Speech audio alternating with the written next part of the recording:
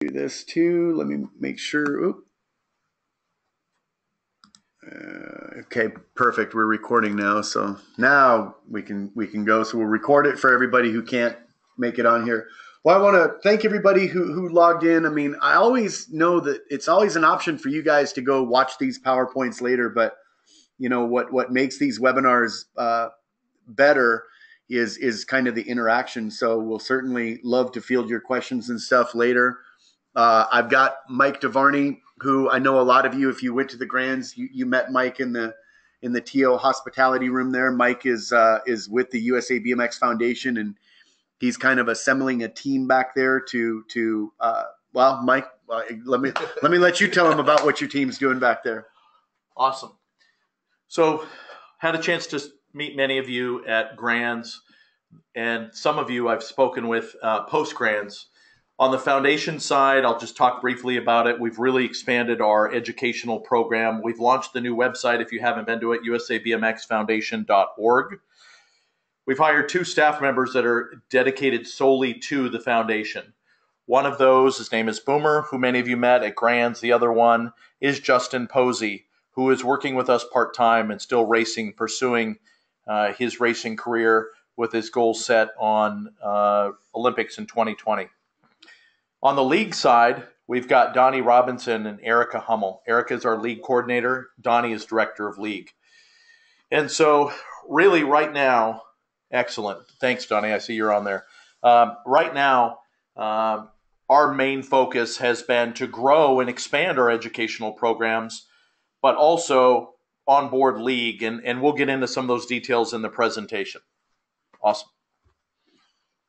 All right. So great. So this first slide here, I think, really summarizes what the majority of the questions we've received,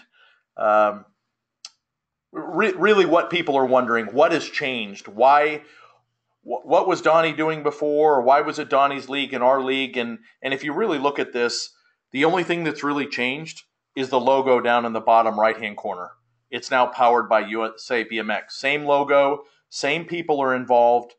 You know, for those of you that don't know the history, this is a great concept Mike Kruth came up with years and years ago, and then Donnie put it to paper, launched it at Napa, and just as Donnie does, he just puts his head down and got it done. From there, he expanded to tracks. Over the last year, he's been piloting this program and really beta testing this program.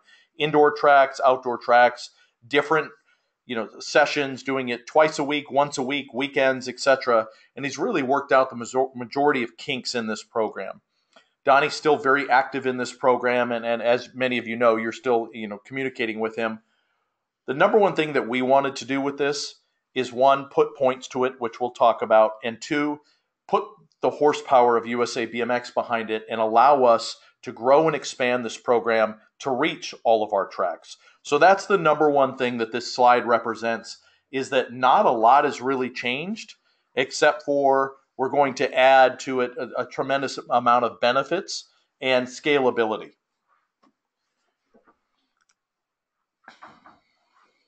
So basics, and my PowerPoint style, y'all, is, I know we're all very different. Mine is really just bullet points, talking points, and then obviously if questions, you'll jump in and message here. But the basics is, it's meant to be a 5-week program, 15 hours of programming, equal part instruction and racing. On that, some tracks are going to run it for 3 hours for 5 weeks, right? Once a Tuesday for 5 weeks. Others are going to do it an hour and a half on Tuesday, an hour and a half on Thursday, for a total of 5 weeks. It's equal part instruction and racing. That's one of the key features of this program that Donnie did such a great job with, is that we're trying to silo and isolate, really, for lack of a better term, segregate these racers from the general population. And I'm going to open this up to Donnie in just a second, but really help develop these riders into racers. And that's a key point. The program is $129. They're going to register online at bmxracingleague.com. 2 other key points. So we've done this just about a dozen times, been talking with track. I see some of you on here like Bobby and others. These racers are not members yet. They've paid the $129. They are going to be able to race league. They are going to be able to participate in all league functions. They cannot go to open practice and open racing. They will have the ability, though, at the end of league to upgrade to a new full member for $30. Last key point under basics is they have to be a USA BMX certified coach teaching the program. If you do not have one, we will help you. Justin, Travis, and Donnie have worked so hard to really streamline that program. We're working with a couple tracks right now to get their team members up and certified. But that's a key thing, not only for the protection of all of us liability-wise, but to make sure that these kids that are taking the program and the parents feel comfortable. Donnie, you have anything to add to that? So we're going to try and get Donnie on here. Donnie, you got anything? You should be there. Yeah, no, we're good now. I'm just learning how to use this for the first time. No, it's great. You know, again, I know that a lot of tracks question, you know, why don't we let the riders, you know, race more if they're so into it? If we don't let them race, we're going to lose them.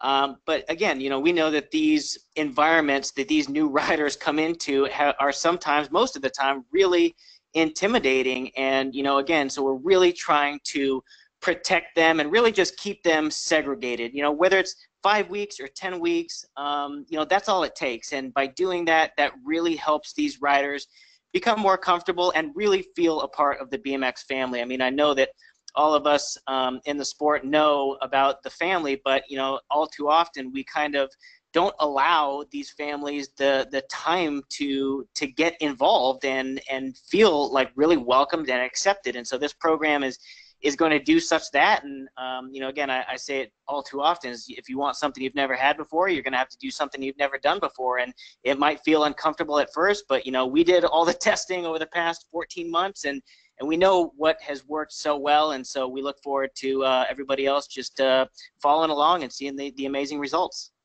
Well, and Donnie, talk about the, you know, just this whole concept of segregating. I know, you know, one of the things that we used to talk about when we talked about onboarding riders, and I've taught tracks for years, is just this concept of, if you were going to bring them out to an open practice night, is trying to assign that brand new rider with a buddy, preferably an expert rider, to try to break down the barriers of, oh my goodness, my bike isn't good enough, and this and that. I know the league, you're doing some things there that really, I mean, you're providing jerseys for them. So, of course, we've seen the pictures on the website of all these kids in these blue BMX Racing League jerseys. So now you're taking that whole, like, I've got to have that high dollar uniform thing and throwing that out the window. They're getting number plates. But you've got all these beginners, all really with beginner bikes. So you don't have that kind of thing with the haves and have-nots. And I, you know, the whole thing about keeping them kind of in this bubble, to me, was kind of the really interesting approach.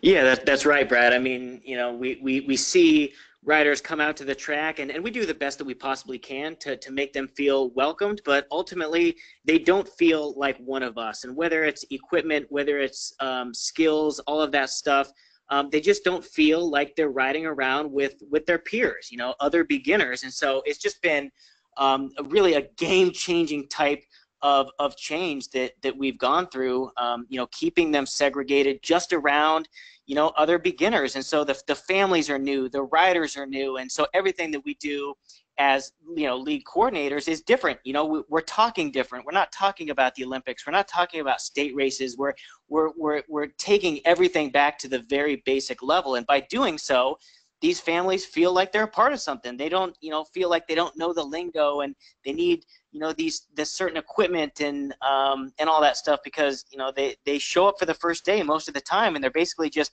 pointed to the moto board and they are told what time motos start and that's it. And, you know, to be able to walk them through the process with other beginners and to have these other beginner racers race against like ages. I mean, again, you know, novices come out to the track and you know, that's another thing that we need to highlight is we're not creating novices. You know, we are taking it one step back and we are now creating that beginner category. And so a beginner is completely separate than novice. And so by allowing these beginner riders to ride with other beginner riders and those of like ages, I mean, that's what it's like, right? Like around the neighborhood, riding with your friends, competing with your friends. Hey, I'll race you. Like that's what happens. And now we're able to do that at the BMX track in this, you know, family-friendly, beginner-only type environment. And it's proven to just be working wonders. Yeah. Yep. All right. So Here we go with really the why to offer BMX Racing League. So again, I'm just going to breeze through these points, expand on them briefly, and I know we'll get into some specifics here in the Q&A. Um, First, I want to say for many of you that I've spoken with, you know that I'm fairly new to the sport. I've been really surprised at the response from tracks on why they want to offer Racing League. I have not had a single track, literally a single track, in all the tracks we've spoken with, that asked about points. And they're really we're not that concerned about points, and everyone it just reaffirms that everyone's in this for the right reasons. So for the league, number one, you're going to get new members.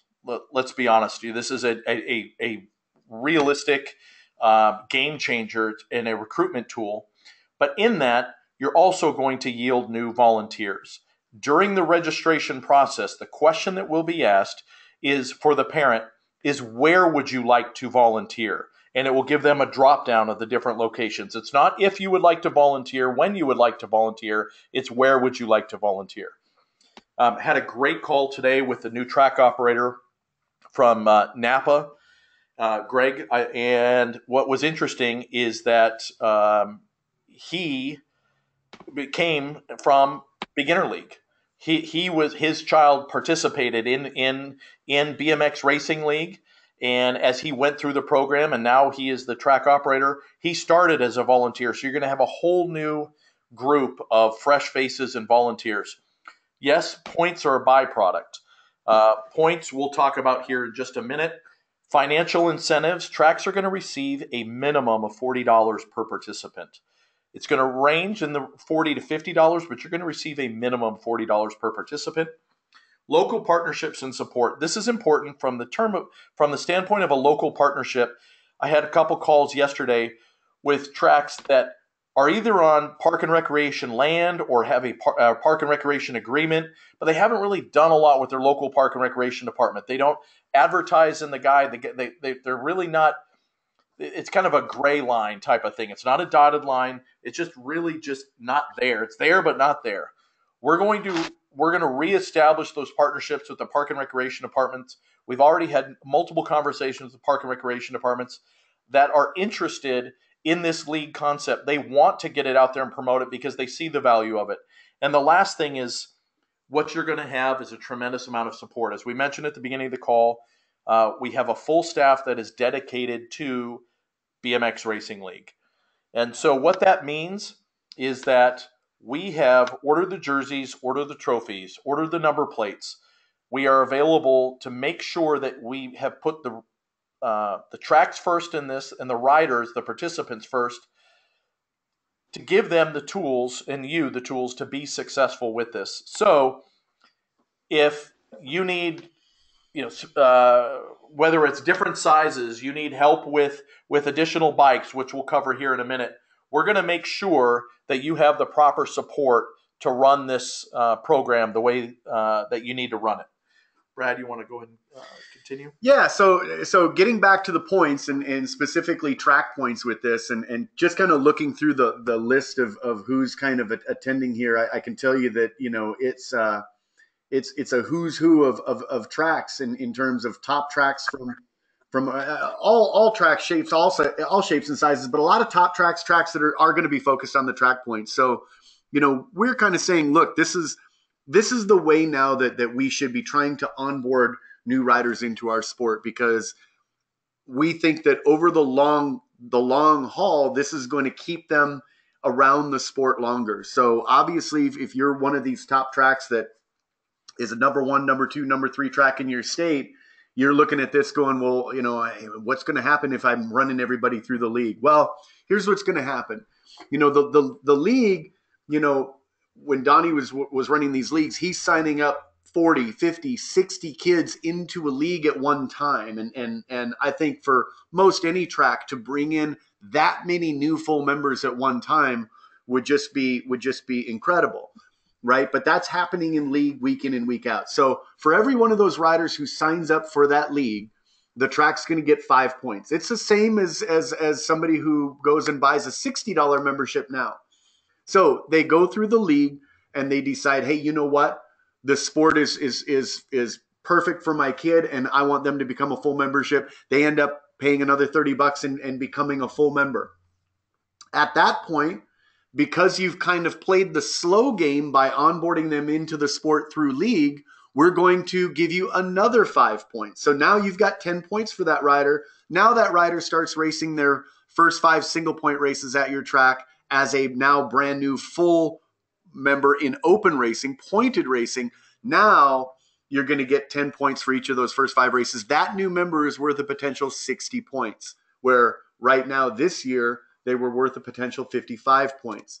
Now, the other side of that is that if you onboard 60 kids in league and 30 of them end up signing up, but 30 of them don't, you also got the 5 points for the 30 that didn't make the jump to full racing. And obviously we're still going to try to follow up. Those are good leads. I mean, we still want to try to follow up with those kids and try to get them, either, hey, maybe they need, maybe they need a second league, or maybe we need to follow up to get them into full racing, but you're still getting the 5 points from everybody that jumps into a league, whether they make the jump to a full member or not. But if they make the jump to a full member, again, they'll get another 5 points, and now they're eligible to get those 10 points for their first 5 races. So from the track point side, that's what we're looking at for tracks that are going to do the BMX Racing League. Awesome. Let's go to the next one. All right, obstacles. So when talking with tracks, these are the really the top questions that we've received, and let's go through these one by one. I cannot do league because I do not have enough bikes and helmets. We put out an RFP to the bike manufacturers. We decided to go with DK. They are a sponsor of the league. If your track needs loaner bikes, we will determine with you what your needs are. We will order the loaner bikes. The loaner bikes will be shipped directly to you, and those become your bikes. Same with helmets. DK will invoice us for the bikes. We will become your bank for the bikes. So you order 20 bikes, we get an invoice for $4,000. You're going to pay that back using league funds over 1 league or 2 leagues or 3 leagues. We want to make sure, again, that you have the full tools and resources to make this successful. All of the tracks that I've spoken with so far, even tracks that had a significant amount of loaner bikes. I was talking with Whittier Narrows this afternoon. Sorry, Whittier Narrows, to pick on you. I was talking with Whittier Narrows this afternoon. Guy has a ton of bikes, but he needs a couple larger bikes. He needs a couple Pro and XLs, right? And some of his older micros and minis are a little beat up, right? Maybe not beat up, used, gently used. He wants to get rid of those and sell those and get new bikes. So we're going to make sure that you, again, have the tools and resources from DK to get this done. That's a key feature of this. So that's both bikes and helmets. Second, volunteers. We already talked about volunteers briefly. You are going to have a whole new really field of volunteers. I would encourage you that on the call, some of you reach out to Napa, reach out to Steel Wheels, reach out to Cisco, and talk about the influx of volunteers that they've had. We just mentioned that Napa, within less than 12 months, they went from a participant and a parent being in league to now taking over as the track operator. So you're going to have volunteers should not be an obstacle here. I think you will find that when parents come out, they're expected to volunteer. They don't know anything different. Coaches. So a couple people have said, "Hey, we do not have coaches. We don't know how to we don't know how to get them certified, or we're not really sure if they're going to be able to coach." We will walk you through that process. This should not be an intimidating process. Number one, we need to make sure that they have background checks. That's, again, for all of our safety. But two, we want to make sure they have the education and training. Donnie has spent hours recording video. Gmo, thank you, Gmo, has spent time working and editing these videos. We're compiling videos, so there's 2 different videos that go out each week. There's before each session and after each session. Donnie has a video that tells the riders what to expect that week. I'm switching from coaches to riders for a minute. So before that particular session, it will say, this week we're going to work on X, Y, and Z. Look for this, this, and this. Post session, he has another video which says, hey, you did great, blah, blah, blah, blah, blah. Next week we're going to work on this, this, and this. So there's a series of videos that are meant to support and keep in line and keep the coaches accountable to making sure they stay on track. Separately, there's a video for the coaches that explains to them in both video format and hard format that you will be able to download from ShareFile that illustrates what are the goals each and every day. Last obstacles, people said track time. Included in the league fees are your turf fees. So let me make that clear again, and I'll ask Brad to touch on this. Included in your league fees are your turf fees. As I mentioned, participants register for the program. We're giving you back a net of $40 to $50 per rider. That means we've paid the turf fees. So if you want to hold it on a separate night, hold it on a separate night. If you want to split it up between 2 nights, do it on 2 nights. There's a flat turf fee that's built into this. Track time should not be an issue. Now, I was talking with another track last week who they rent their facility and they've got some odd scheduling situations. They might have to add another night. We're in the process of penciling out the budget for them to get this additional night, the $400 or $500 that it's going to cost them each session to do that. Can we make this feasible for them? I think we can. So to me, bikes and helmets, volunteers, coaches, and track time should not be an obstacle. Brad, anything on that? No, I mean the fact that the tour fees are built into that is great for the track. I mean, and again, you're going back to the volunteer thing. I think to get the initial league going, yes, you're going to have some people that are going to have to help you going. But Donnie and I know you've said that these recent leagues that you've done really are you and former league parents that are doing them now, right?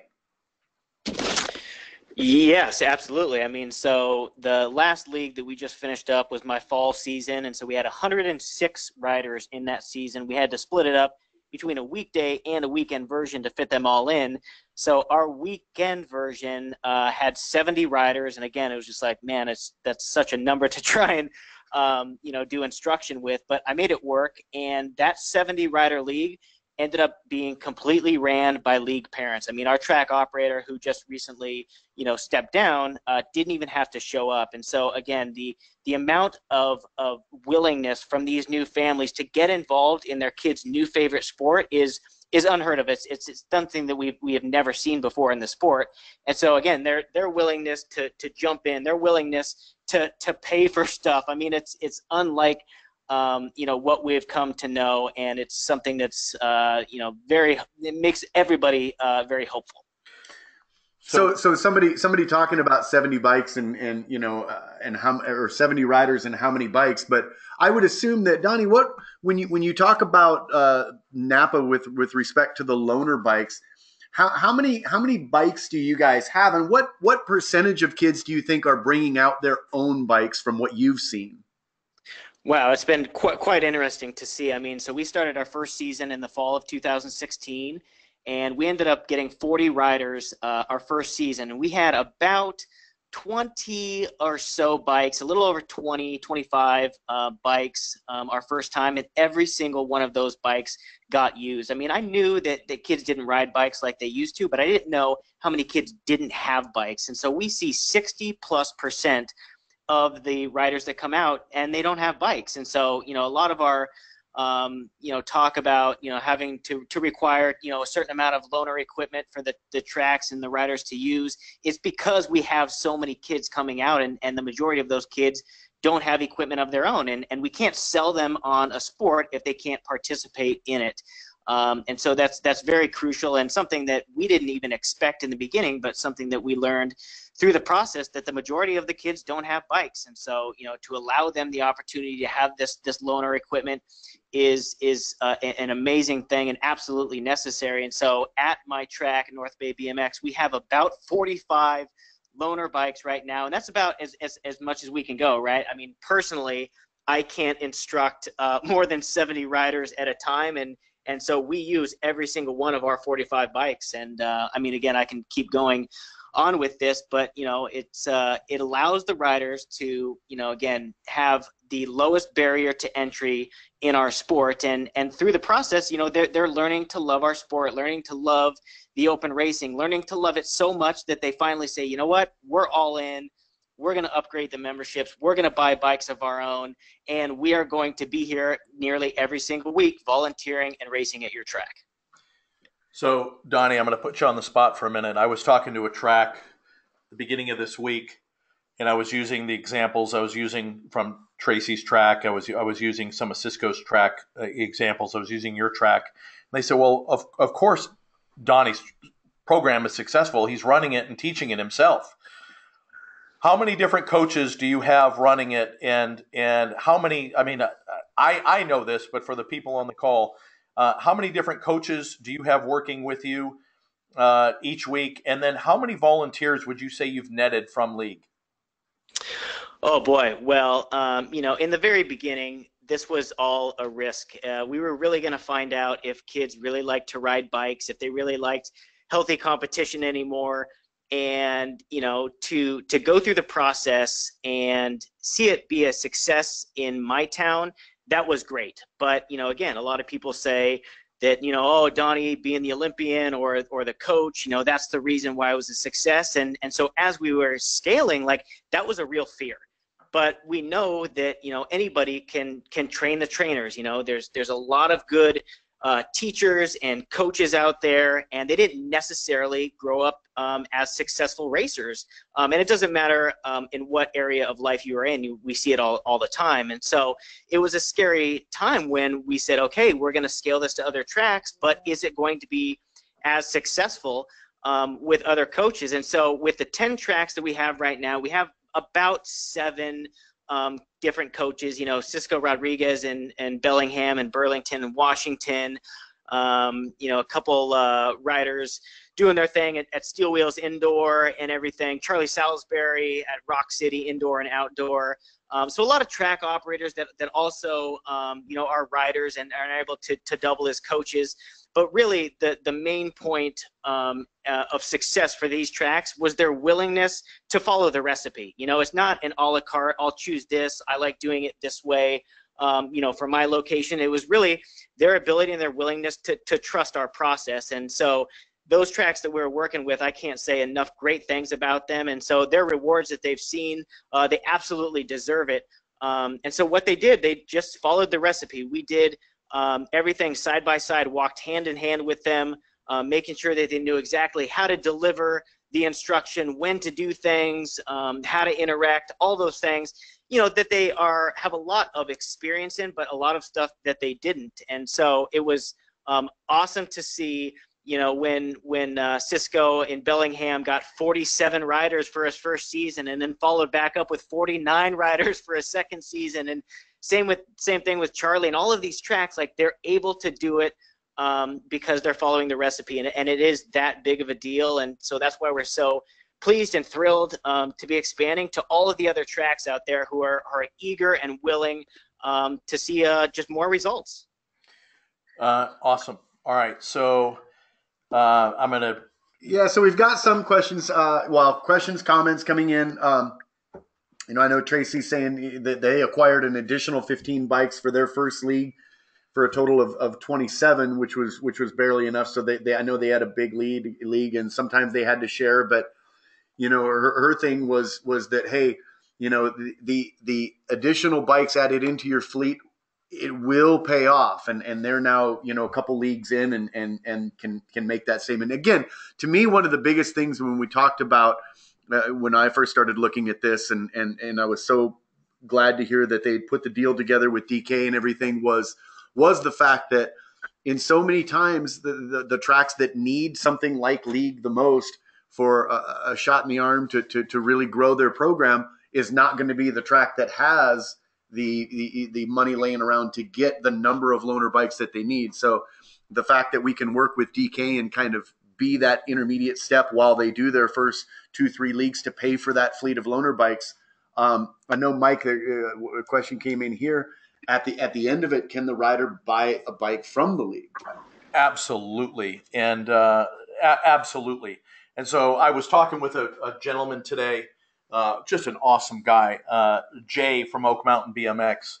And we were talking about when Jay inherited the track. There was some loaner bikes, but some had been sold, etc.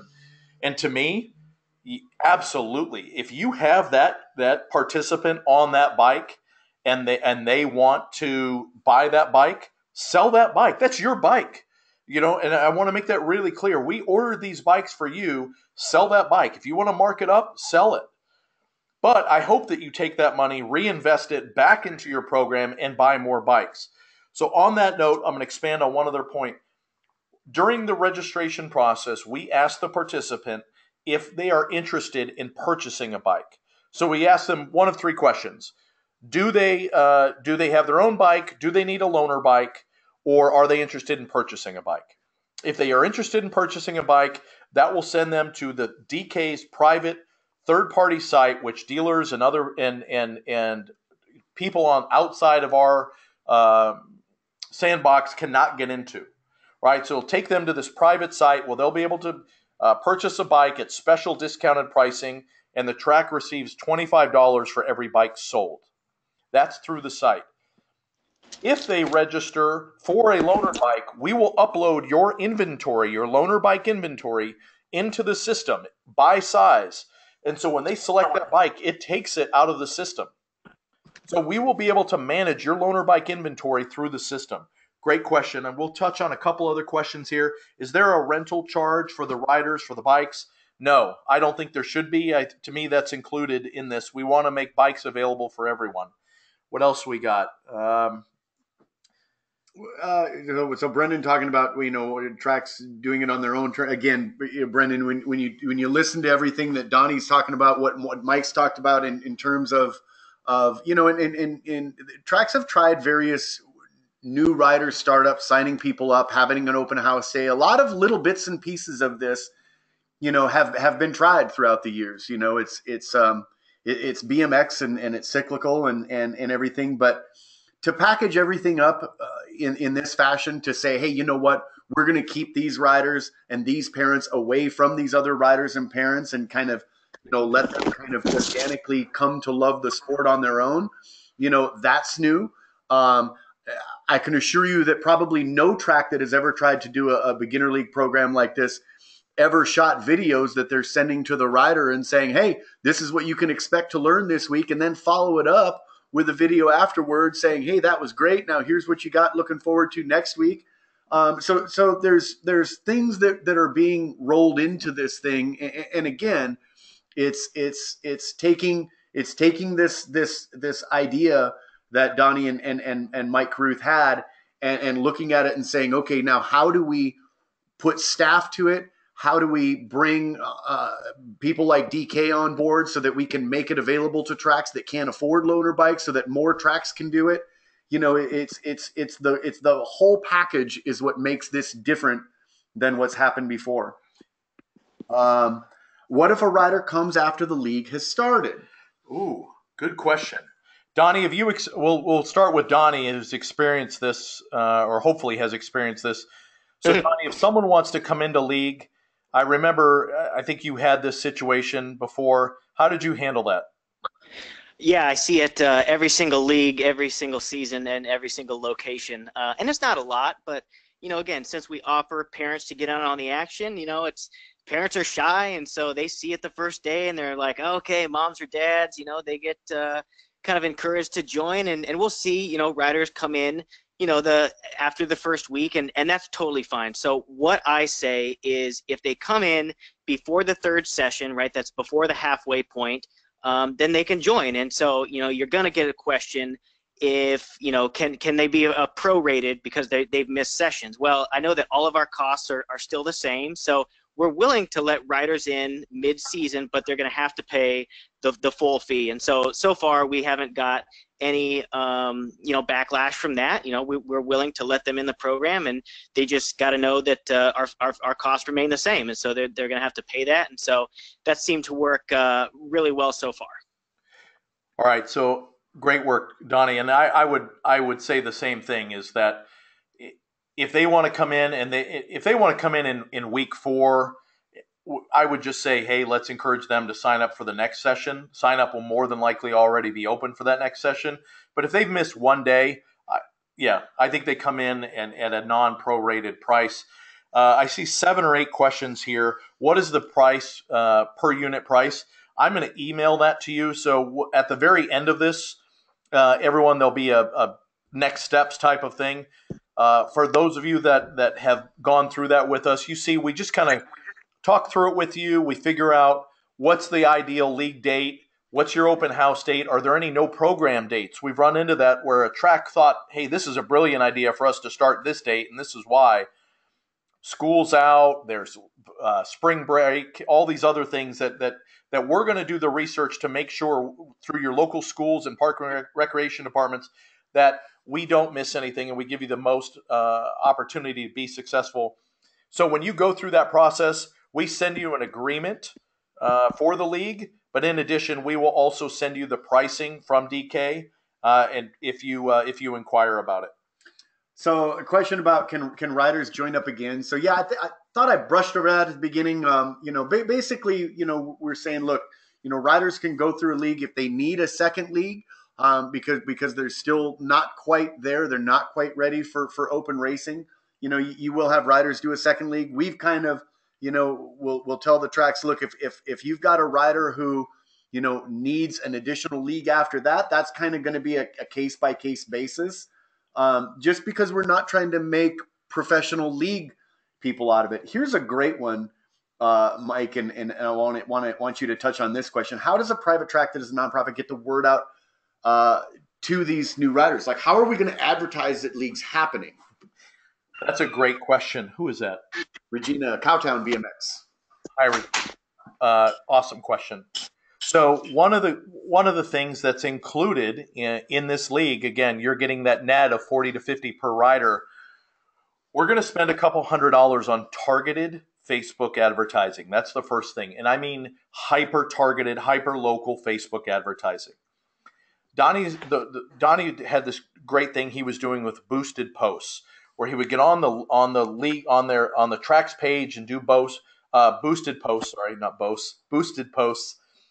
But what we're going to do is we're going to take that in addition to very specific targeted advertising through Facebook and Instagram. We've been in talks with both, Facebook and Instagram, same company. That's number one. Number two is that through your local park and recreation department, we're going to be sending them flyers. We're going to see that if your schools have a joint use agreement with the park and recreation department, that we can add the park and recreation department logo to the flyers with their permission and get those into the schools. And three, we're going to be putting up posters in the park and recreation department. So the marketing side of this, I think, is one of the biggest benefits. We're going to make a substantial marketing push. And I think if any of you that have worked with Donnie for the past 14 months knows that one of the reasons that this has been so successful is because of that marketing push from this side of things. Not saying from the USA BMX side of things. Donnie was doing it. We're going to continue that. We're just going to add to it. What else do we want to go to the next slide and then get to more questions? Yeah. Let's do that. We can certainly do that. So, all right. So next steps. Next steps. If you're interested in hosting a league, we've sent out 2 emails to tracks already. We did the post on Facebook. You're going to email Erica at usabmx.com. There's her email. We're going to get your key decision makers together. And I emphasize that because we've had a couple calls from volunteers or actually parents that saw the post that say they're interested in hosting a league. Rather than, I'm okay with them gathering information, but let's get the board, let's get the parents, let's get the interested parties, the decision makers together, and let's talk through it all at once. And so we can streamline that process. Once we do that, we're going to schedule your dates, both your open house date and your league start date. We're going to pick which type of format you're going to run, and it's off to the races, and we start the process. Right now, we're averaging right now 10 to 15 is kind of been the average. I guess that's 12 and a half tracks a week that we've been talking with through this. That's really next steps. Brad, you want to click the next slide? All right, so let's jump into a few more questions now. So Yogi has a pretty good one talking about Richfield Park BMX, and he's talking about just the problem of even if he gets the bikes, the storage of bikes. Which Yogi, you bring up a very good point in one. What he's wondering, and if anybody has the Track Operator Facebook, if you've gotten any Connex boxes donated, right? Because he's like, hey, if I got this big fleet of loaner bikes, that's great, but I got no place to put them right now that's secure. So anybody has any leads that they've gotten on trying to get those Connex boxes donated, that would be a great thing, and we can certainly, from an office perspective, start looking into that too. I know I've been kind of fascinated watching shows on how they turn those things into houses and stuff. So you know what, Brad? That's a really good point. So, as a note to all of you, one of the things that I will research tomorrow is either the semis, right? Mm-hmm. Those semi. I mean, I see those for sale all the time. Those off the road semis that they're done using $2,000, $2,500. We'll look at those, and we'll look at Connex boxes and pods. And I'll get pricing, and we'll now include that as an option to you in addition to that, and maybe we can get some bulk purchasing power with that. Do tracks usually commit to ongoing 5-week sessions throughout the year? Is there a required amount of 5-week sessions to hold? So if a track says, hey, I want to do it, how many are they doing a year? Great question. Or are they required to do it? Chelsea Jenkins. Great question, Chelsea. No, I mean, it's do we want you to do leagues? Yes. One of the other, I'm going to combine your question with, and one of the other questions was, can someone do multiple leagues? Yes, they can do multiple leagues. I'll let Brad expand on that in a second. Yes, they can do multiple leagues. We want to get in 5-week sessions. I think doing 5-week sessions back to back to back, where one stops 1 week and continues the next week, I think that is not a good plan. I think there needs to be a break in between. Donnie, I'm going to come back to you on that question in just a second. But to me, I think we need to look at your season, how long you're open, and reverse engineer it. This is your open date. This is your close date.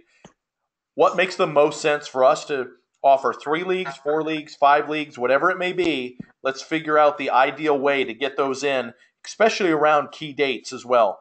Donnie, you have additional thoughts on that?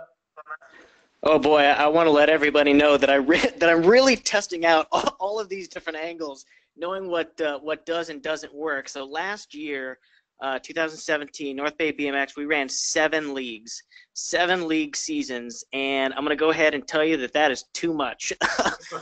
It was, I in the beginning, I was like, I don't want to run leagues back to back. I don't think that's healthy. I think that some people need a break, and you need time to do the open houses and all that stuff. So I like to see between 3 and 4 weeks a break in between each league season.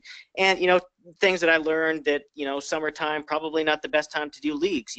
Committing families for 5 weeks over vacation times, that's pretty rough. So I'm going to adjust my programming this year, and we're going to aim for about 5 total league seasons. And I think that'll be good. We're going to jump off with 2 in spring, hit one right before school gets out, hit one right after school gets it back in, and then another 1 or 2 in fall time. And I think that's going to be perfect for our season here. All right, so we're going through each question here. How do you award trophies? Yes, everyone gets a trophy. Donnie, so to answer your question, Ms. Prince, yes, everyone gets a trophy. Donnie, you want to talk about the different types of trophies that you offer, but more importantly, why you offer them? Yeah, it's again, the whole participation trophy thing. It's definitely a discussion that the whole world has. But in the BMX Racing League, we believe that if you come out and you take part in the instruction and you do the racing, there is simply no just participating in it. You are doing your own thing, and so we offer, the podium awards, first, second, and third, but then we order the what we call progression trophies, because everybody sees progress over the 5 weeks. And, this is not about necessarily competition, first, second, third place trophies. It's about the individual progression that each of these riders, find. And, I see a lot of the riders who don't stand up their first league season and then come back and finally stand up their second league season. And, it's likely that they may not ever be intermediates, but that was a huge jump for them, and they deserve to be recognized for that. And for the majority of these kids, these are the first trophies that they will ever have earned. And that's what they're exactly doing, that they are earning their trophies, and we know that they deserve to get them. Good. All right, going through some more questions here. What do we got? What percentage, Donnie, of league participants are signing up for full memberships? So we see about 10% jump right into open racing. So every league season, we have about 10% of our riders who are just like, okay, this is me. I'm all in. I'm going for it. And so, the majority of them have still yet to really decide if this is something that they want to take as serious as what we know open racing is. And that's the good thing about league is what we are doing is we're creating another category of rider, and that's the one that is not necessarily a state racer or a national racer, not yet at least. And so we're giving the opportunity to join a program that is giving them acceptance. It's not step up or step out. You can go through league and find the acceptance and find the joy in riding a bike and all of that, and then eventually say, you know what, okay, I'm ready for the next level. I'm ready for the novice class. So it's great. I think that we're still allowing the riders that want to be serious to do their thing and jump right into it. But the most important part and the biggest success that we've seen through this is we are giving everybody the opportunity to make the decision for themselves and find out where they belong. And by doing that, we are seeing many more riders come back and continue to frequent the track and, have the parents there volunteering and making the purchases at the snack shack. So it's something that's really good. And, it's something I want to encourage tracks to not focus on, the right now. This is not a 1 month deal. This is, a 1 year, what's going to happen in 5 years type thing. So just encourage the tracks to be willing to think a little bit different to get the maximum results. So great question here from one of my favorite people. How much do the park and recreation departments get paid? So, Nick, you know my background in parks and recreation and camps and all of that. I'm going to hammer on these people. We have to offer a split. So it's going to vary. I think so. Right now, we have one park and recreation department that's working on a split. They want an 80-20. They want essentially 20% of the 129, which that model does not work. And Donnie and I have a meeting with them in a couple weeks to remedy that. The other park and recreation departments that I have spoken with have either asked for a flat fee to advertise in their guide, or they've been happy to offer this as an additional program at no charge because it is off-site. And that's a key designation. Parks and recreation departments often want a return in revenue because we're using their field space. If they're not if I'm a basketball league, I'm using their space, and if I'm not using it, someone else is going to use it. Space is at a premium. Same with fields. So they're either in a cost recovery where they have to recoup all of their costs, or they have to make money.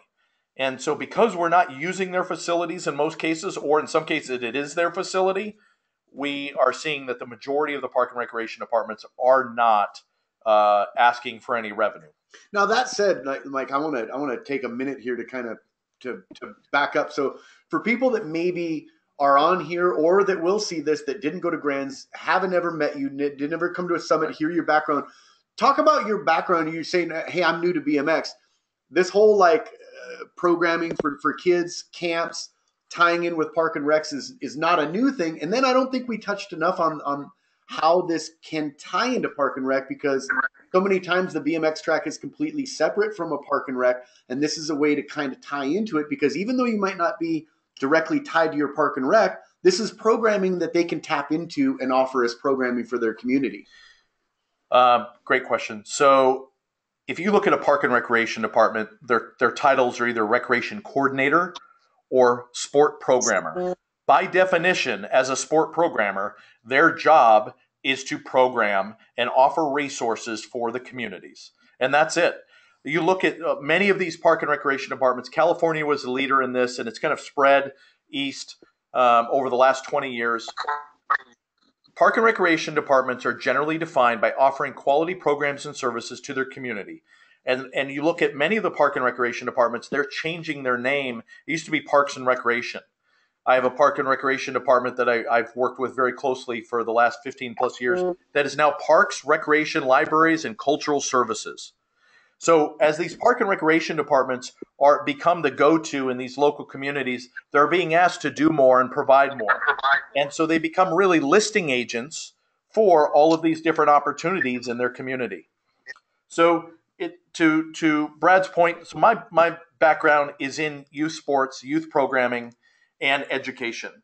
So my introduction to BMX came in through the STEM program, wrote the STEM program, developed the program, marketed exclusively for after school and school providers. From that, we expanded the program. Then we did the track modeling program, which is another conversation for another time. Those of you that have seen it know the power of that program. We've developed these in order to bring more participants to your track. The last 15 plus years, my experience was with park and recreation, running after school enrichment programs, co-curricular programs, summer camps, some of them developing them from scratch.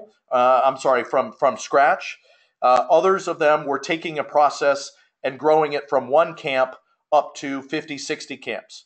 So in my last position as an owner and operator of a sport camp company, we had roughly 50,000 participants going through the program with 1,500 coaches, and that's at a time. So we would run these programs, hundreds of camps a week with thousands of staff and thousands of participants. So when Donnie came to me with this program about racing, I knew that this was something that we could grow to scale. And so that's kind of what we've done is those of you that I've already spoken with know that I'm a very process-oriented individual. I like putting things through a process because I think that you have proven results. And so from that, I think we're going to end up yielding a ton of new riders. What do we got? Oh, wow. Somebody talking about 2-story 20-footers for $75 a month. So, yeah, I mean, that's going to be. Where's Roland at? Roland's Whittier. So, So Roland, I mean, if that's, again, that kind of stuff. I mean, throw that up on that TO Facebook thing. And just maybe we'll start a thread about containers and where you can get them and how you went about getting that kind of a smoking deal on them.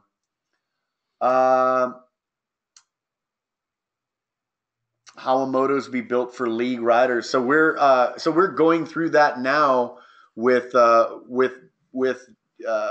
programmer, where basically when you go in your software and say, hey, this is going to be a league night, it's basically going to put them in groups and unlock the moto adjuster, because there might be some kids that you want to group with other kids. And let me kind of, I'm going to go back, Donnie. We were getting some feedback from you, so let me go back there and kind of unmute you so you can talk about this process of. It should be coming. He's right there, connected to audio. Are you there, Donnie? There we go. Yeah, I'm here. Okay. Yep. So the process of building motos, talking about how they're basically hand done now. I mean, but in terms of grouping the riders for people that haven't done league, and the question came from Jackie, who's done league, but for people who haven't, how are you grouping the riders into age groups for them to be competitive? Well, so up until this point, we've really been targeting the 4 to 15-year-olds, and it's take one of my spring leagues, for example. 70 riders, 35 of them were 7 and under, and so the vast majority of these riders that we're bringing in are very, very young, and so we're still getting the 10, 11, 12, 13, 14, 15, but just less of them. And so the question arose. It was like, well, what are we going to do? We can't create, qualifying for these riders. I mean, that's something that we want to stay away from. We want these riders to be able to ride every lap, and we want them to, you know, be familiar with their group and do their thing. We don't want to have to teach them about, you know, how to stage up for Moto 29, and we don't want to have to talk to them about semis and qualification, because really right now we run, you know, 4 motos. You know, it's like three, and then a main. And so the main is just worth double points. And so how we've been structuring the motos right now is we've really been doing them by decimal ages. So take, for example, you know, we've got a ton of 6-year-olds and, you know, more than 8, we're going to have to break them up. And so what I've been doing is just going by months. And so if I have to do a 6.0 to a 6.4 and a 6.5 to a 6.11 moto, that's what I've been doing. Now, you know, we also have run into issues where we've got to kind of overlap ages. You know, maybe we have to do a 7.7 to an 8.4-year-old moto to make a decent group. And I'm not saying that we don't have enough riders to make it. I'm saying that we're doing this because we have too many riders, and we got to find a way to break them up appropriately. And the cool thing about it is it's completely different for us. And yes, it's an extra step. And yes, I'm manually building every single track's motos based on decimal ages up until this point. But it's worth it, and it's worked so far. And the cool thing about it is the parents aren't any wiser, right? They're brand new families, and so they don't know the difference. And so when they see a moto with, you know, 5.6 to 6.2-year-old, they just accept it. And that is, for the season, their moto, their same moto, same shoot number, same everything. It's just easier for them to understand. And, you know, it was a process that we had to go through, and we've seen it work. And that might be adjusted in the future, but so far that's what we've done. All right, so Roland, another great question, man. You saved all the good questions for this. What happens if there's a rain out? So when we talk about scheduling your league, we say, okay, Roland, you're gonna be Tuesday nights, and you're going to be from 5 p.m. to 8 p.m. right? And we're going to look at it, and you're going from the 1st of May to the 1st of June. We're going to say, well, hey, let's not forget there's Memorial Day in there. There's this day, so we need to skip that day. Or we're going to say, all right, if there's rainouts, let's look on the back end of that. And we look at everything from your school calendars. We look at what's going on in your community as far as community festivals and what's going on with your park and recreation. So we look on both the front end and the back end of your league to make sure that if there is space available, we can do that. You know, Donnie, I'll just briefly answer this, and if you guys have additional questions on this, you can reach out to Donnie later. But he dealt with that last year, tremendous rainouts at Napa, and got to the point where some were backed up 2-3 weeks, and so he had to find alternative means. There's always a way to work around that. Next question. What if you're working with your park and rec department already on a rider program to get kids to your track? Great question. I think Pat, my answer to Pat would just simply be to reach out to your office and kind of discuss what you're doing now and talk about how this would fit into it or. Right. I mean, let's build on that momentum.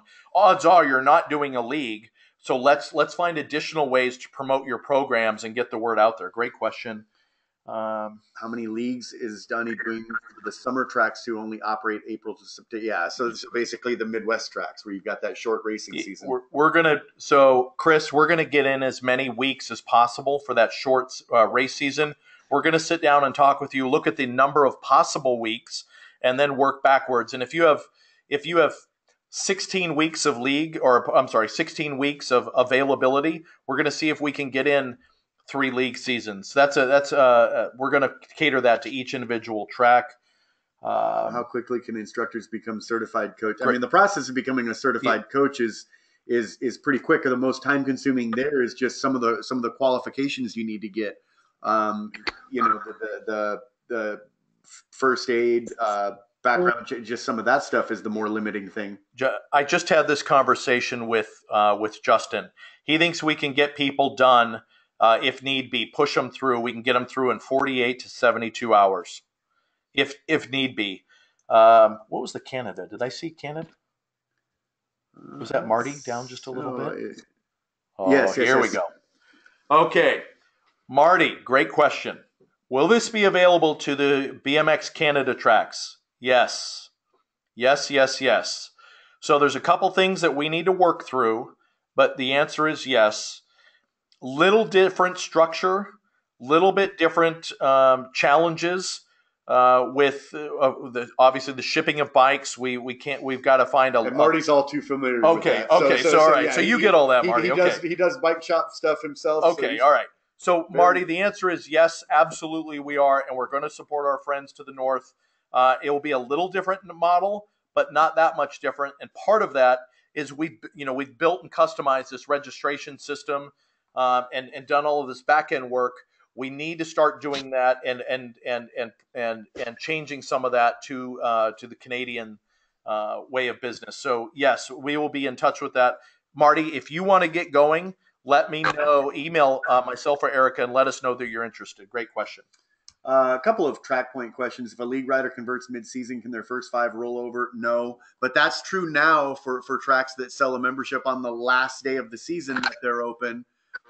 They buy a membership December 15th of 2017 at your indoor, Tracy. They never get their 5 races in, so that rider was worth 5 points. He wasn't worth 55 points. But that's one of those things where you'll oftentimes, if you listen to my webinars or talk to me on the phone, you'll hear me use the expression. You say it's fair, or fair sometimes means it's equally unfair. Every track has a last race of their season, so it's equally unfair, which makes it fair. It was another track point. What if a league rider goes to another track outside the league where their membership show and race man? So again, these are things that we're working right now with the programmer to where, yes, we basically want. Well, first off, we're trying to keep these league members in this bubble where they don't, we're not trying to promote that, hey, there's this track, 10 miles down the road that you can go to or a half hour away. So there's that. We want to educate the riders that, hey, while you're in league, you're only in league. But yes, I want them to be visible if the another track gets this rider and they go out there as, hey, I'm a brand new member, so I can sign up an open race while I'm in my league at the other track, that it somehow flags it in the software. And we're just working with the programmer on getting all that in place before our start date. Was there Donnie, quick question while Brad's scrolling through these. If you had to guesstimate on the average age of the league participants, excluding the parents, which we'll talk about the parents in just a second, Donnie, what would you say is the median age for league riders? I would probably say 6.5. Okay, good. So, Donnie, you want to describe, you want to tell them about the parents and how parents can get involved in league, but more importantly, why parents are getting involved in league as participants? Of course, parents, grandparents now, it's really the last generation that remember what it was like to ride bikes until the streetlights came on. And so, a lot of them, rode bikes to school or did some old school BMXing of their own. And now bringing the kids out to the track, they kind of get that fire relit in them. And we saw that, at the beginning of last year. We were just like, oh my gosh, so many parents are out here and talking about it and chomping at the bit. Getting on the bike after the league sessions. And I was like, man, why don't we just start an adult group and let them do their thing? And it was so great. I mean, a couple league seasons that I had 16 parents out there doing it, like full dad motos, like two full dad motos, and we had mom motos completely separate. I know the Burlington and Washington have their own, and Walworth County and in Wisconsin have their own full racks of dads doing their thing. So it's just really giving the whole family the opportunity to truly make this, again, a family sport, and to do it in that non-intimidating, non-pressure atmosphere of that beginner-only league is the way to do it. It's the way to invite the whole family out to not be self-conscious and just to go out there and do their thing and get some extra fitness and fun and relive that childhood. And so it was great to see some success in getting the parents back out there, whether it's on the track or in the Snack Shack building. We're doing it all. So parents ride for, what is it, $65? Yeah, we felt that it was basically just a way to get the parents out there, not much profit involved with them. Just give them the exact same thing that the riders get, the number plate, the jersey, all that stuff, and kind of make it just a way to get them out and involved. You know what? We had started. And that's Go a ahead. good point, Donnie. So one of the things that kind of in hindsight, thinking of everything, talk about what when somebody signs up for this thing, what they get. Because I kind of brushed over, hey, they're going to get this jersey, they're going to get this number plate. But I mean, you were doing pizza parties at the end. I mean, it just kind of for people that have never even seen that or heard about that aspect of it. Yeah, people are asking, how are you getting so many people out there? And I'm saying, like, give them an offer that they can't refuse. And so our tuition is $130, and they get a jersey. And by a jersey, we just mean a long sleeve shirt with our logo on it. It's not the typical BMX racing jersey. So we do give them their own special type of jersey and number plate. We give them all the instruction in racing. They get a season end award, so one award at the end of the season. We give them the pizza party that goes along with their award ceremony. We give them free access to all the demo bikes and helmet. Basically, again, just making the barrier to entry as low as possible. And we were kind of playing around with the price in the beginning, but we think it's very competitive with other youth activities, and we throw so much in that these parents are like, oh my gosh, I can't believe that this is it. And to be able to tell the parents there are no hidden fees, there are no equipment fees, there are none of these things that they're kind of used to in other activities, just makes them come out and say, hey, we want to be a part of this. Yeah, no. Hey, I've got my 5-year-old right now is in gymnastics at $80 a month. He got no jersey, no anything, and it's an hour of instruction a week. So I mean, for value, for sure. Good question here. And Yogi curious about, and he's close proximity to another track there in Michigan, about the logistics of how close tracks are, or if it would be an issue to run the league on the same day another close track has a regularly scheduled race day. Well, no, that isn't a concern at all. And again, Yogi, I'd go back to the league is for people who they've never been exposed to BMX. So you're bringing people who haven't found their way to Waterford Oaks, haven't found their way to your track, into this thing where they're going to be at your track for 5 weeks, and if they graduate then to open racing after that 5 weeks or go into another league season, whatever. But you're bringing people that were never going to go spend their money at Waterford Oaks. So there's no issue there. And again, while we're talking about these leagues are going to have some kind of, races, these are they're not a pointed race in terms of getting district points or anything. So these are considered non-race events, right? Just like a practice or a clinic or a birthday party, which you could host on a day that another track races. Again, I always talk to tracks all the time about when you're in close proximity to another track, it's one of those, hey, do unto others. But I would say even this is not the same as running like an open practice at your track, which could potentially pull people that might have gone to Waterford for their race that night to your track to practice, because this is closed off to those people. This is only for the league people. So truly no issue with this at all. Will the league be run through Race Manager? Yes, and that's one of the things again that we're working through right now with our programmer Jeff Washburn, and he for right now, for the tracks that have been on the new version of Race Manager, you've seen that kind of new torf thing that it'll automatically do the torf for you. The league will have its own league torf that tracks have been running league have done. The Race Manager will generate that for you. Let's see. Is there a good question for you, Donnie? Is there a scripted practice for each session, or is there just a goal-oriented type of plan for each session? No, we want to make it as simple as possible for the league coordinator, the instructor. We want them to have a plan, a play-by-play of every single session. And that's one of the reasons why we give the participants the ideas that are coming their way. We want them to know what to expect during the league session, and we don't really want the instructors to deviate from that. I mean, again, we know what has worked, and this is really basic instruction for these beginners, and so it is very simple, but there is a process that we run through, and it's progressive. The first week is just introducing them to the starting hill and starting gate, and then the next week it's followed up by pedaling over obstacles and taking lower lines and turns, just things like that. And we really mark it out to make it simple. We want this to be as easy as possible for the tracks. We know that there's a ton of load on your shoulders already, and we want to do the majority of the work for you. We want to get the riders there for you. We want to deliver on all the equipment and everything, and just let you work your magic on site, because that's what ultimately will sell the program in your track is the relationships that you create with these riders. And so yes, we have these scripted instruction sessions and things that you could point out through, and other than that, you can add your flavor to it. So a couple of questions here.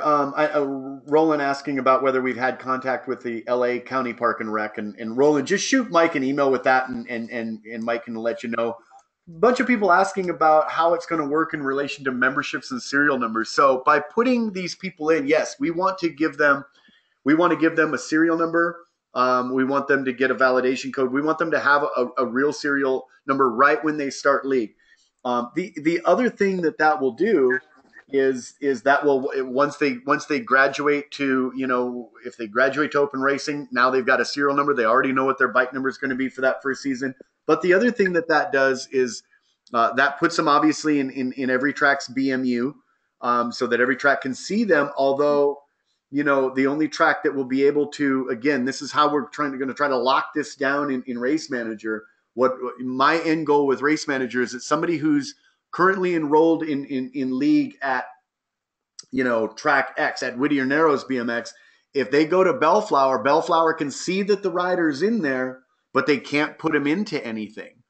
So if they go attempt to add that rider with that name, that date of birth at that address, it'll say, hey, this rider's already in here, but they're tied up in a league, so you can't put them in. I mean, that's kind of the goal that we've got with this. The other thing that will do is if that rider signed up for a league at Whittier Narrows BMX, gets done with the league, and then goes and buys their brand new membership at Bellflower BMX, it's no different than right now. If you do a 1 day at one track, but then go buy a new full at the other track, the credit for that first year of membership goes to the track that got that rider into the sport. And that's going to be the track that onboarded them through league. So yes, they are going to get a serial number and a bike number validation code. It's going to be you're adding a brand new member. Let's see. If you run 3 leagues, yeah. So again, all these, Tracy, kind of looking at the 3. Well, first off, 3 leagues in 16 weeks. I don't think anybody. We're talking 5-week sessions, and I don't think we're talking about a week off in between. No. So I don't think you're going to get into a situation of running 3 in 16 weeks. But again, this is how do they get their 5 in before if they come out of it. Online courses for Groupon, yeah. Will USA BMX work with surrounding cities to bring to? Yeah, great question. So who is this? So Jason is Yukon, so right by Oklahoma City, right? He's Yukon, suburb of Oklahoma City. Absolutely. Okay. All right. So great question here, and so some recreation departments or municipalities are run by a city. Some are a rec district. Some are a special recreation district. Some are run by the county. In a situation where if you're in a small town and you have a lot of different feeder or park and recreation departments or community organizations, yes, we will reach out to them as long as that's where we depend on you to your local area. Tell us the ones. We're not going to contact everyone in a 100-mile area, but if you pull from 4 or 5 different areas, Jason, absolutely great point.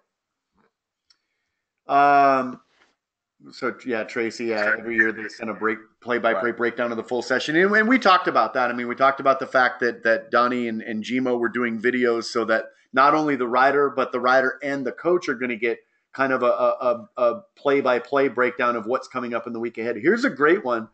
And I know, Donnie, you had dealt with this too. We had a rider last year that bought a membership but became fearful of racing. So my question, could this kid join the league even though they already had a license to get them comfortable? So, Donnie, let me start with that and I'll lead into you. The answer to the question is yes, and I want to hear Donnie's experience with this. We've tried to come up with a hard and fast rule.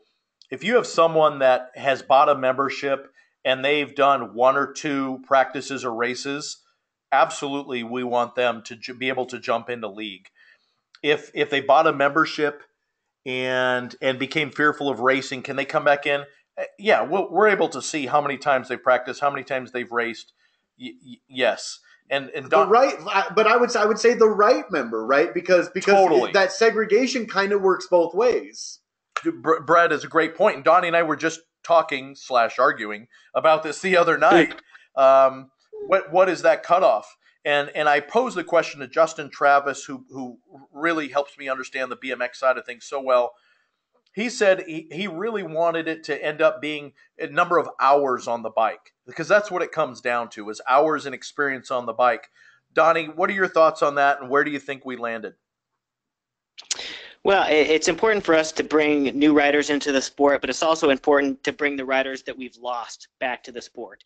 And I think that where we're at is this is the part where it's going to have to be a little bit subjective on the track operators' part, because they're the ones who are on site. They're going to know the level of talent for these riders. And so if the riders have come out, a few times and they've raced and you haven't really seen them since, and they're intrigued in this program and they are still considered a beginner, then absolutely. But the one thing that we don't want to do is bring any sort of talented hot shoe rider into this program, because that's going to create the environment that we currently offer, and that is one of intimidation when others see faster riders. So again, it's very hard to have a black and white and line in the sand in this area, but we're going to allow the riders who are still qualified to come back and take part in league, because we want to bring these riders back, let them stay in long enough to realize, hey, this is for me. I needed that extra time, I needed this different environment, and by doing that, we end up keeping them for much longer than we currently do. Great. So I'm sitting here going through this. Laura, you've got a ton of great questions. I think we just need to jump on the phone together at some point. But her last question in here that she had was, can riders register on site at the league, or do they need to be pre-registered? All right. So 1 week prior to league, we're going to cut off registration. League is closed. Donnie's been doing this exact same thing for the past 14 months. We need to be able to close the league, get the number plates, jerseys ordered, trophies ordered, and get those shipped out to you. So we will close registration 1 week prior to league. However, it will also say, if you're interested in signing up for league, although registration is closed, please contact us with additional questions. Are we going to make exceptions? Absolutely. Absolutely, we're going to make exceptions. If someone walks up to your track and wants to register for a program, you can either register them there using an iPad or a computer. They can do it on their phone. It's all mobile responsive, mobile friendly.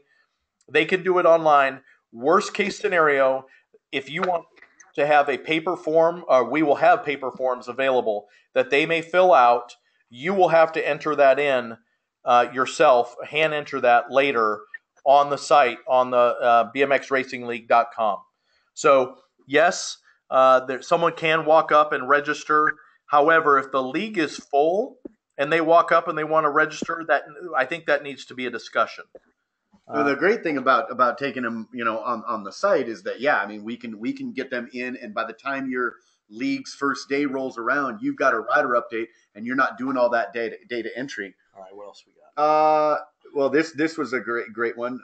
So if the parent wants to convert the membership, is it full price or discounted? We covered that, so that is a discounted price. They pay an additional Half $30. price. Yep. What is the cost of the race shirt and the number plate?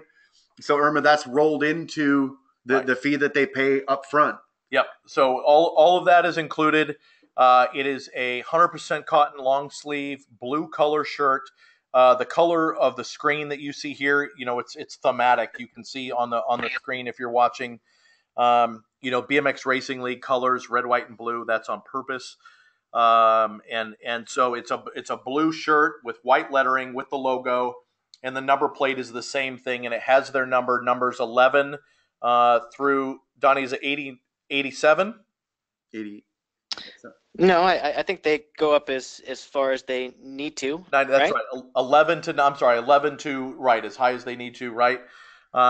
Number plates with their personalized name on it as well. What does he got here? What does Thomas say? Do we have an arrangement with a helmet supplier akin to the arrangement with DK? Yes. So 2 points there. Number one, DK will be able to supply us with helmets. Also, and if you don't like their helmets, we will have a backup helmet that you'll have options from, as well with Cali. And Cali is a brand that we've been using heavily in the STEM program, which we've got 3,000 plus bikes and helmets that are out from that STEM program. So it's something we've been using for a while and we're really comfortable with. Let's see. So okay. So we covered that one. If a rider comes out on his own, should we steer him to the next league or sell him an NFM and get them into open racing? Great question. Yeah. So again, I mean, this kind of depends on if they come out. At what point are you in your league? I mean, if you're a week into your league, I would say, and Donnie's done it, onboard them into that league. They're coming in at that 120, but they're still getting a pretty good when you wrap all the thing in, pizza party, jersey, plate, all that. I mean, they're still getting a pretty good value for 5 weeks of instruction or 4 weeks. Is that Barney? Yeah. Okay. So Barney, here's and Brad, I want you to tell me if I'm right or wrong on this. If your league doesn't start for say 3 weeks, and you have someone at your window that wants to sign up right then and there, I say we're still in the business of selling memberships. I would say we're going to sell them a membership, aren't we? And then let them go into league a couple weeks later. Am I right? Yeah, I mean, yeah. If they're not going to wait for league, yes. If they're going, but if it's 6 months after they bought it, no. Yeah, great question, Barney. Question for Donnie: is there racing after each session that you do? Yes. So you have two choices. You can do the 1 day a week session, which lasts about 2.5 hours. We found that is sustainable and capable for even the youngest to finish the session. And so the 1 day a week includes the instruction and the racing in the same session. So they'll go through about an hour of instruction, have a little bit of a break, and then depending on your size of your league, how many motos you have, they'll do the racing after that. The 2 day a week session will have the instruction on 1 day for about an hour and a half, and then the racing on the other day that you choose, that'll last about an hour and a half. So either way that you run it, racing and instruction is included in the program as a whole. How does the pricing work for Canada? We don't know yet, Gina. We do not know yet. Obviously, we got to convert it. I will be. We had a couple questions earlier on Canada. We're still in the process of ferreting that out. We will have different pricing. There'll be a couple things that we have to adhere to in Canada. But once we get all that solidified, we'll be blasting that out to our tracks. So to clarify, can league riders attend open racing or practice night? No, they cannot. And again, so despite the fact that they'll have a serial number and a validation code, the race manager program will make the distinction that this is a league person. So, again, ultimately we want everybody putting people who are at the track into their race, no matter what they're there for. If they're there to do a clinic, by the end of 2018, we need everything being put into Race Manager. That gives us for insurance a nice trackable way to do it. And you will be unable to put a rider who is a membership type of league into anything but the league that they're registered in. How about fly? Oh, yeah. How about fly? I'm assuming in terms of Jason, you're talking about in terms of helmets. We put this out to bid for people. Fly obviously makes phenomenal products. We're also trying to target beginners. We don't need to go real high end. But I mean, if you want to get helmets from Fly, absolutely. Right now, those are the two companies that we've worked with kind of exclusively. Okay, so I'm confused. How do you let someone buy a membership and then enter the league? Well, again, so basically, Chris, what we're talking about is you've got people that have a membership now. They ended up coming out and buying a membership, but they're again going back to the question that was asked. You had somebody that bought a full membership, did a race. Obviously, something bad happened. Maybe they crashed. Whatever. They were terrified of racing, and can we put that person through the league to get them comfortable? And again, these are things that are kind of going to be, a case by case basis. We don't want riders that have existing memberships now to be going in and as Donnie pointed out, being that kid who wants to get into league because he's a novice that that thinks he can go into league and smoke those kids and kind of boost his confidence. That's not what we want. But at the same time, if you had a kid who he bought a membership but now he's terrified of racing, where it's like, you know what, if it's lose this kid from the sport or maybe try to put him into league, and you come to us and you say, look, he's only done this many races, he'd really like to get into the league and I feel he's a good fit for a league, we're open to looking at those things on a case by case basis, and Donnie has experience doing that. So that's kind of what we've said. This was a good one. Kids sell things the best. Is it possible to create a video of kids' testimonials that can be shared with towns and boards? So, oh, Dina, yes, yes. So what we're in the process of doing right now is creating our kind of stock footage from this. So yes, that is a great point, and is something that is on our list. All right, as we wrap up, what are some of the other? Let's see. So we got only.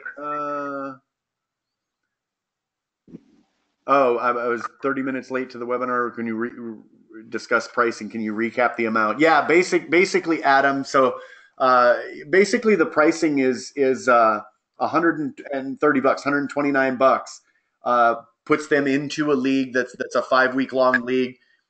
You probably heard us talking about, they're going to get a jersey. They're going to get a long sleeve shirt that says BMX Racing League that they're going to wear at this thing. They're going to get a number plate. They're going to get an award at the end. They're going to get a pizza party at the end. And despite all of that and all of that coming out of that $130, the tracks on average, as Mike alluded to, you're looking at about $40 to $50 per participant as your net back. So again, I mean, you think about a kid who's come out to your track. If your average race fee is $10, that's like him coming out racing once a week for 5 weeks. So it's a great deal. I own a bike shop, so I want to hit up Ray about getting clearance pricing and seeing what that looks like. Oh, if it's cost effective, could it be included in our package? So you're talking about just restocking your own helmets and sure. Of course. Okay, yeah.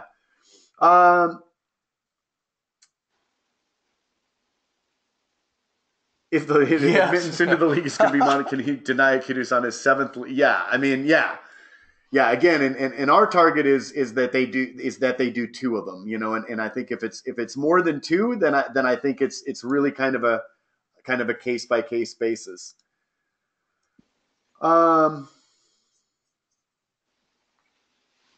You're giving the league riders. How about giving Strider riders 5 points? Well, I think we did. We did do. I mean, we've made leaps and bounds with balance bike riders and track points, even so far as them now being included in the rider count, despite not being in a class that gets pointed. So I will be approaching. Yep. Okay. Good. I think that's about all the questions, unless anybody else has any last minute questions. Awesome. All of in the slide, it had email erica@usabmx.com. Also, you can email me directly at miked@usabmx.com. The process really is to get to get into this is to email us. We'll schedule a conversation with you, and as part of that conversation, we're going to go through all of these steps and really ensure that we're doing the most we can to make your league as successful as possible. And every track, every league is different, but for the most part, I think we've got this down based on our experience here and combined with Mike and Donnie's vision and their experience over the last 14 months. So thank you all for letting us be a part of this. Huge turnout tonight, right? Yeah, this was a great turnout in terms of numbers for the webinar. And again, I mean, this is a great program that we've got rolling out. I know I've talked to some of you guys before on other webinars about big changes coming in the track department. We'll be announcing those soon. But suffice to say that one kind of feeds into the other, because the upstaffing that's happening in the track department is going to tie right into league. It's going to tie right into STEM and everything. And we're bringing in, you know, people that are going to be basically track marketing specialists whose job it is to market your tracks. And so if you're a track that's doing league is going to be the vehicle by which they do that marketing on social media. So a lot of good things, and again, they all tie into one another, and it's a big refocus.